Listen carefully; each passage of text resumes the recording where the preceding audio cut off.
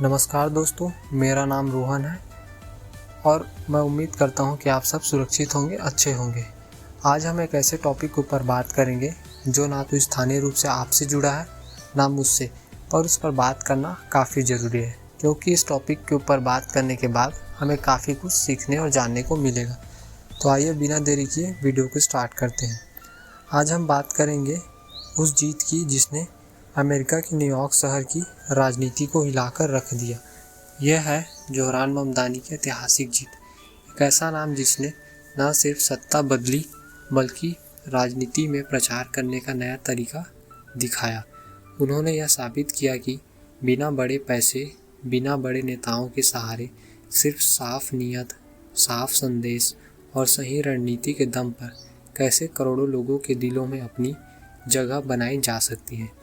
आज हम देखेंगे कि जोहरान ममदानी ने अपनी आवाज़ को हर घर तक कैसे पहुंचाया, कैसे उन्होंने प्रचार को एक मुहिम बनाया और इस रणनीति से हम क्या सीख सकते हैं। तो चलिए दोस्तों, इस इतिहास निर्माण कहानी से सीखना शुरू करते हैं। जोहरान ममदानी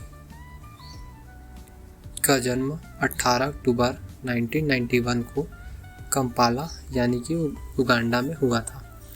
उनकी मां मीरा ममदानी जो एक अंतर्राष्ट्रीय प्रसिद्ध फिल्म मेकर हैं और उनके पिता मोहम्मद ममदानी एक प्रतिष्ठित प्रोफेसर और समाजशास्त्री हैं। यह परिवार सोच विचार, सामाजिक न्याय और विविध पृष्ठभूमियों से जुड़ा हुआ था, जिसने जोहरान को बचपन से ही लोगों की आवाज़ बनने की प्रेरणा दी। जब उन्होंने राजनीति में कदम रखा तो उन्होंने राजनीति को कुर्सी की लड़ाई नहीं बल्कि लोगों की ज़िंदगी बदलने की लड़ाई बनाया।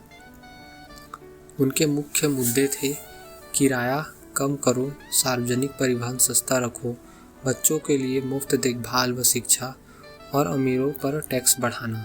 चुनाव में उन्होंने ग्राउंड लेवल कैंपेन चलाया, गलियों में जाकर लोगों से मिले, डिजिटल प्लेटफॉर्म्स पर सीधे संवाद किया और बहुभाषी प्रचार सामग्री इस्तेमाल की।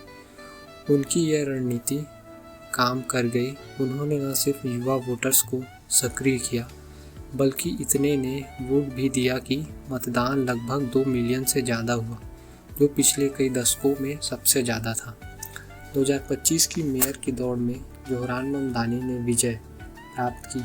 उन्होंने 5 बरों में से 4 में जीत दर्ज की और कुल मिलाकर 50.4% वोट हासिल किए, जब उनके मुख्य प्रतिद्वंदी एंड्रयूस क्यूमो को करीब 41.6% वोट मिले। उनकी जीत केवल संख्या में नहीं थी, यह एक प्रतीक थी कि किस तरह नए विचार, नई आवाज़ और विविध समुदायों का समर्थन राजनीति को बदल सकता है।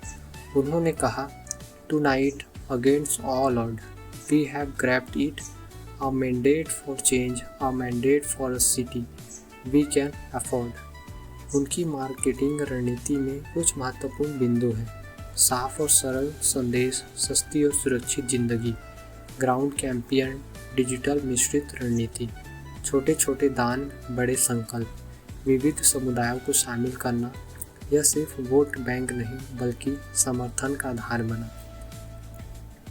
और अब सबसे बड़ी सीख, हम इस रणनीति से क्या अपना सकते हैं। सबसे पहले अपना संदेश बिल्कुल स्पष्ट रखिए, आप किस लिए लड़ रहे हैं। दूसरा, सिर्फ ऑनलाइन नहीं, ज़मीन पर उतरिए, लोगों से जुड़िए।